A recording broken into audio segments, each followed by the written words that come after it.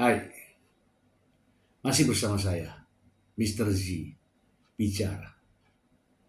Tentu saja bicara tentang kebenaran, berdasarkan fakta, data, dan realita. Tentu saja ada beritanya ya teman-teman ya.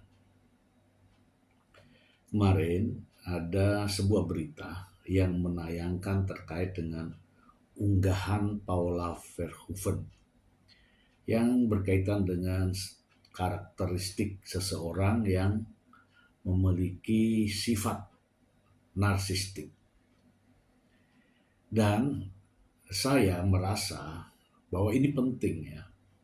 Ini penting kita ulas mengapa sampai Paula Verhoeven mengunggah tulisan tersebut. Dan ini tidak main-main ya. Teman-teman masih ingat ya kemarin ya, dari Suara.com ya kalau tidak salah ya. Ini. Nah, dari Suara.com ini Paula Verhoeven terlihat ya menuliskan beberapa kalimat yang kaitannya dengan menyinggung adanya karakter seseorang yang bersifat narsistik. Saya akan bacakan dulu ya catatan dari Paula Verhoeven berikut ini. Saya bacakan kepada Anda semua ya bahwa Paula Verhoeven mengunggah kalimat-kalimat seperti ini.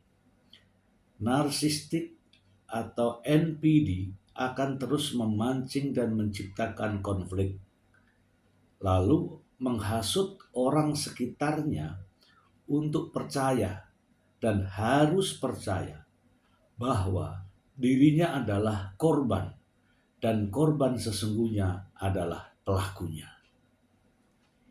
Ini kalimat dari sini ya teman-teman ya. Coba simak baik-baik ya teman-teman ya. Ini Paula Verhoeven mengunggah kalimat semacam ini. Anda mungkin menebak kepada siapakah tulisan ini dibuat dan apa maknanya ini. Kalau saya melihat kata-katanya, justru ini kepada Baim Wong. Apalagi dengan kalimat ini ya, akan terus memancing dan menciptakan konflik. Kita garis bawahi konflik. Sekarang ini Paula Verhoeven sedang berkonflik dengan siapa? Dengan Baim Wong. Artinya adalah kalimat ini ya menurut Paula layak disampaikan kepada Baim Wong. Kemudian lalu menghasut orang-orang sekitarnya untuk percaya. Dan harus percaya. Nih ya. Ini maknanya adalah Baim Wong sedang memberikan semacam warning gitu ya kepada orang-orang di sekitarnya untuk percaya kepada dia bahwa begini loh kondisinya. Bahwa dirinya adalah korban. Seolah-olah nih, kalau ini ya, seolah-olah ini Baim Wong adalah korban. Dan korban sesungguhnya adalah pelakunya. Ini ya.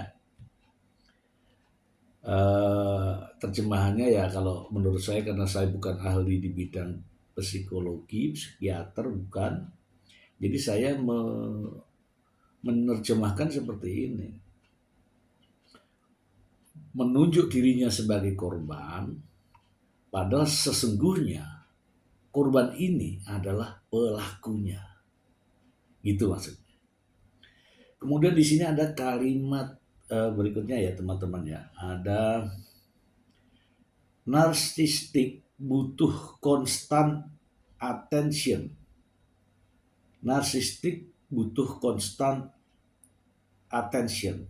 Sekalipun harus menciptakan konflik dan memutarbalikkan fakta, itu nggak masalah sama sekali bagi narsistik. Nah, ini artinya ini tidak akan berubah ya, tidak akan berubah sepanjang sepanjang apa yang sudah disampaikan, dia akan terus pertahankan ya, constant attention ya. Sekalipun harus menciptakan konflik dan memutarbalikkan fakta, itu gak masalah sama sekali bagi yang narsistik. Nah, saya ada beberapa catatan ini karena sepertinya ini juga tepat ya. Eh, Dikala laki-laki, ya ini saya bilang ya, dikala laki-laki seorang pria sebagai pelindung wanita, sebagai suami, pelindung istri, pelindung keluarga, mengapa harus mengucapkan di depan khalayak ramai tentang istrinya, tentang keluarganya, tentang kondisi rumah tangganya? Inilah yang dimaksud ya. Oh, dia nggak peduli bahasanya di sini ya. Dia nggak peduli. Mau apa saja nggak ada masalah. Mau memutarbalikkan fakta, bagi dia nggak ada masalah. Ini tercatat di sini ya dalam tulisannya Paula Verhoeven ya. Sekalipun harus menciptakan konflik, justru menunggu konflik nih. Dan memutarbalikkan fakta, justru menutupi yang sebenarnya, ya kan? Itu juga gak masalah sama sekali bagi narsistik ya, memang karena mempunyai karakter demikian ya, itu gak masalah. Ini maksudnya demikian ya teman-teman ya. Saya mencoba untuk menerjemahkan dengan mudah. Kemudian nih yang ketiga, jahatnya lagi, korban terbesarnya selalu orang terdekatnya yang justru peduli padanya. Nah, kita coba. Jahatnya lagi, ya jelas jahat kalau justru yang dijadikan lawan itu istrinya. Yang dijadikan lawan itu justru orang-orang terdekatnya. Kalimat ini mengandung makna. Istrinya saja, ya kan, istrinya saja dikorbankan, apalagi orang dekat-dekat yang lain. Ya, saya ingat beberapa kepribadian dari Mbak Imbong, dan ini sudah ramai di media ya. Seingat saya, dulu Mbak Imbong akrab dengan Nikita Mirzani, oke? Lalu musuhan, oke? Lama sekali musuhannya. Bahkan Nikita Mirzani geram banget gitu dengan yang namanya Mbak Imbong ini. Tahu nggak? Rame-rame orang melaporkan Mbak Imbong. Rame-rame orang melaporkan Mbak Imbong terkait dengan konten prank di polisi beberapa waktu yang lalu. Banyak tuh orang yang melapor. Saya sampaikan bahwa ada sosok public figure sesuai yang ada juga di video saya. Itu saking bencinya dia sehingga dia menggunakan tangan orang lain untuk melaporkan Mbak Imbong. Ya kan, ini saking bencinya. Nah, akhirnya Mbak Imbong dilaporkanlah ke polisi. Itu benar adanya, dan ini pengaruh dari public figure tersebut yang saya sampaikan tadi. Pada akhirnya belakangan ini mulai baik, bahkan sebagai tempat curhat, iya kan? Jahatnya lagi, korban terbesarnya selalu orang terdekatnya yang justru peduli padanya. Oke. Pernah dulu ada namanya pacarnya yang katanya ditinggalkan di pinggir jalan itu siapa? Marsanda, ya kan? Marsanda. Iya, Marsanda ya. Marsanda kalau nggak salah ya. Marsanda pacaran kemudian di mobil diturunin di pinggir jalan. Ini yang maksudnya. Jahatnya lagi, korban terbesarnya selalu orang terdekatnya yang justru peduli padanya. Oke, ada lagi nih. Orang terdekat dia siapa? Laki-laki katakanlah. Niko Surya. Oke, itu juga jadi sasaran. Yang terdekatnya lagi siapa? Istrinya, Paula Verhoeven. Itu juga jadi sasarannya. Saya melihat dari jejak digital ya teman-teman, jejak digital. Sehingga kalau analisa saya salah, berarti yang salah adalah jejak digitalnya. Teman-teman masih ingat ya, kaitannya dengan ini semua. Paula Verhoeven yang sebenarnya ya, sudah berkonsultasi tentang masalah rumah tangganya kepada konsultan hukum yang benar-benar memberikan pencerahan terkait dengan masalah rumah tangganya.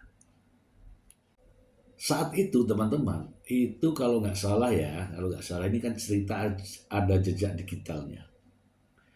Pada bulan Mei, Paula Verhoeven datang kepada seorang konsultan hukum, ya, seorang wanita, Anna Sophia Yuking. Ya. Kemudian konsultasi mengenai bagaimana memperbaiki hubungan rumah tangganya. Memperbaiki hubungan rumah tangganya. Ingat kata-kata saya ini teman-teman. Memperbaiki hubungan rumah tangganya. Ini Paula Verhoeven. Jadi bulan Mei, Juni, Juli, Agustus, September, kemudian umroh. Oke, memperbaiki hubungan rumah tangganya. Nah, tiba-tiba teman-teman, bulan Oktober tanggal 7 ya, kemudian tanggal 8 dinyatakan dalam konferensi pers Mbak Imbong menggugat cerai istrinya. Oke ya, sampai di situ ya. Padahal di sini tadi Paula Verhoeven sedang berkonsultasi dengan Anna Sophia Yuking, konsultan hukum, untuk memperbaiki hubungan rumah tangganya. Perjalanannya waktu justru di bulan Oktober awal justru yang ada gugatan cerai. Iya kan? Oke. Ini jejak digitalnya ada. Kemudian saya padukan dengan kalimat ini. Akan terus memancing dan menciptakan konflik, lalu menghasut orang sekitarnya untuk percaya dan harus percaya bahwa dirinya adalah korban dan korban sesungguhnya adalah pelakunya. Oke ya teman-teman, ini tulisan dari Paula, saya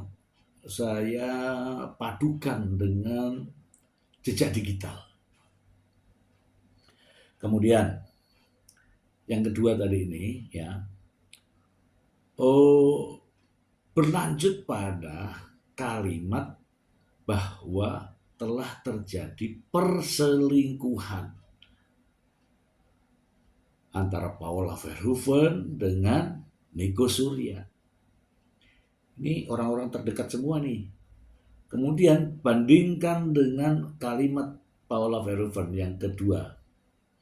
Narsistik butuh constant attention sekalipun harus menciptakan konflik dan memutarbalikkan fakta, itu gak masalah sama sekali bagi narsistik. Nah teman-teman, kira-kira ya, dari tujuan Paula Verhoeven, konsultasi hukum, kemudian dibalasnya dengan gugatan cerai, kemudian orang-orang terdekatnya, iya kan, orang-orang terdekatnya dia pengaruhi, seolah-olah dia harus mempercayai dirinya bahwa dia sebagai korbannya. Ya kalau kalimat ini ya. Kemudian lagi nih, jahatnya lagi, korban terbesarnya, orang-orang yang kena ini, orang-orang yang kena pengaruhnya dia, selalu orang terdekatnya yang justru peduli padanya. Nah selama ini yang peduli pada Mbak Info siapa? Oke teman-teman, saya tidak sedang menghakimi ya, tetapi saya mengurutkan apa di balik tulisan ya, unggahan Paula Verhoeven, kemudian saya padukan dengan jejak digital. Oke. Nah, saya juga ingin membacakan apa sih sebenarnya yang dimaksud tulisan Paula Verhoeven yang dari ahli ya teman-teman, dari ahli. Berikut ini. Sebuah artikel ya, ada tulisannya ini, gangguan kepribadian narsistik NPD, ciri-ciri hingga cara mengatasi. Gangguan kepribadian narsistik NPD adalah gangguan mental di mana seseorang merasa dirinya lebih penting dari orang lain. Pengidapnya selalu mendambakan kekaguman dan perhatian, serta sering melebih-lebihkan prestasi yang sebenarnya merupakan hal yang biasa. Oke. Setiap orang memiliki kepribadian yang unik dan berbeda-beda. Sifat ini dapat mempengaruhi cara orang dalam memahami dan berhubungan dengan lingkungan sekitarnya. Ciri-ciri gangguan kepribadian seringkali tidak disadari karena cara seseorang berpikir dan berperilaku terbentuk secara alami. Ada banyak jenis gangguan kepribadian, salah satunya adalah gangguan kepribadian narsistik atau NPD. Apa itu NPD? Apa itu gangguan kepribadian narsistik?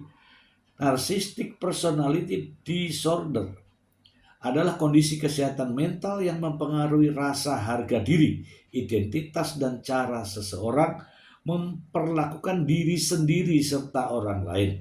Gangguan narsistik berarti memiliki keinginan berlebihan untuk membuat orang lain terkesan atau merasa dirinya penting. Perilaku ini mudah dijumpai dalam kehidupan sehari-hari di media sosial. Kondisi ini bisa menyebabkan masalah dalam berbagai aspek kehidupan seperti hubungan, pekerjaan, sekolah, dan atau masalah keuangan. Orang dengan gangguan kepribadian narsistik cenderung kecewa dan tidak bahagia apabila mereka tidak diperlakukan istimewa atau dikagumi oleh orang lain. Wow. Jadi begitu banyak ya, ada yang narsistik terbuka. Coba kita baca ya, narsistik terbuka. Narsisme terbuka adalah termasuk bentuk NPD yang paling umum dan jelas.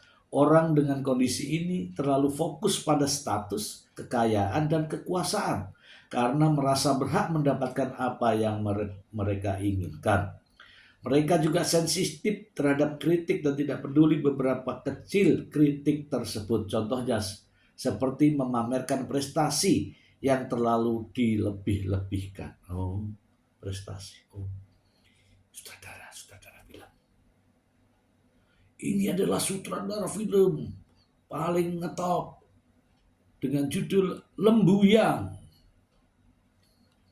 Terus ini, narsisme terselubung.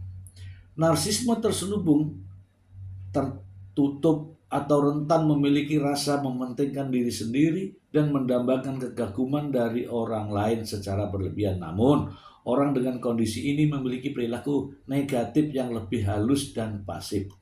Sebagai contoh, alih-alih membanggakan diri sendiri atau menuntut rasa hormat, penderita sering melihat diri mereka sebagai korban yang menderita. Bahkan mereka seolah-olah mempermalukan, menyalahkan, atau memanipulasi untuk mendapatkan apa yang diinginkan dan tetap fokus pada diri sendiri. Oh, ini memutar balik ya ini nih. Ini seolah-olah dia sebagai korban. Itu ya kalau kalimat ini, seolah-olah dia sebagai korban yang sedang menderita. Ya kan? Bahkan dia seolah-olah dipermalukan, seolah-olah disalahkan. Padahal dia juga melakukan seperti itu. Ini teman-teman ya. Ada yang ketiga, narsisme antagonis. Bentuk NPD ini memiliki rasa arogan, kompetitif, dan cenderung bersaing. Narsisme antagonis seringkali mengeksploitasi orang lain untuk mendapatkan hal-hal yang mereka inginkan. Mereka juga merendahkan orang lain dan memulai pertengkaran agar terlihat dominan. Ya kalau seperti percakapan-percakapan yang beredar itu di media sosial, ya kan, ada percakapan-percakapan tuh seolah-olah ini yang dominan, jadi diambil semuanya. 4. Narsisme komunal. Nanti silakan dibaca sendiri ya teman-teman. 5. Narsisme ganas. Ciri-ciri orang NPD. 1. Melebih-lebihkan kemampuan diri sendiri. 2. Membanggakan atau melebih-lebihkan prestasi. 3. Berpikir mereka istimewa dan unik. Hanya ingin bergaul dengan orang-orang yang mereka anggap layak. Merasa iri terhadap pencapaian orang lain. Membanding-bandingkan ini ya. Sering mengatakan hal-hal yang menyakiti hati. Tidak membalas kebaikan atau perhatian yang orang lain tunjukkan. Seringkali menggurui, berperilaku sombong dan meremehkan. Sengaja mengambil keuntungan dari orang lain untuk alasan egois. Cinta secara berlebihan terhadap diri sendiri. Kurang memiliki empati kepada orang lain. Sikap yang angkuh dan sensitif terhadap kritikan kepada dirinya. Banyak sekali ini teman-teman. Silahkan teman-teman nanti baca sendiri ya teman-teman ya. Ternyata kita perlu belajar di sini ya. Silakan teman-teman ya, nanti dicari judulnya di sini, saya tampilkan ya. Gangguan kepribadian narsistik NPD, ciri-ciri hingga cara mengatasi. Untung saya baca ya, saya bisa melihat diri saya sendiri. Nah teman-teman, apa yang ditulis oleh Paula Verhoeven ini kemudian saya padukan dengan artikel yang tadi, kemudian saya bandingkan dengan jejak digital. Saya rasa ada ini ya, kesinambungan ya. Dan tentu saja Paula Verhoeven sudah 6 tahun ya. Paula Verhoeven sudah 6 tahun bersama Mbak Imbo. Dan yakinlah Paula Verhoeven sudah bisa mempelajari karakter kepribadian Mbak Imbo. Dan kini Paula Verhoeven menuliskan dalam sebuah unggahan. Tentu saja kalau sudah bersama-sama selama 6 tahun, dia sudah tahu persis, sudah tahu banyak. Hanya ini belum yang lain-lain ya, ini baru 3 kalimat ini. Masih banyak yang lain. Selama ini saya melihat Paula Verhoeven masih menghargai, masih menghormati yang namanya suaminya. Tapi saya tidak tahu nanti setelah apa yang terjadi nanti selesai, semuanya akan terkuak dengan sendirinya. Semoga informasi ini bermanfaat untuk Anda. Jika ada salah, jangan salahkan saya karena sumbernya itu ada. Oke teman-teman, silakan jika Anda suka kasih like, Anda gak suka silakan di skip, silakan komentar, dan jangan lupa di subscribe. Subscribe itu gratis, kata channel-channel yang lain. Semoga bermanfaat. Terima kasih. Bye.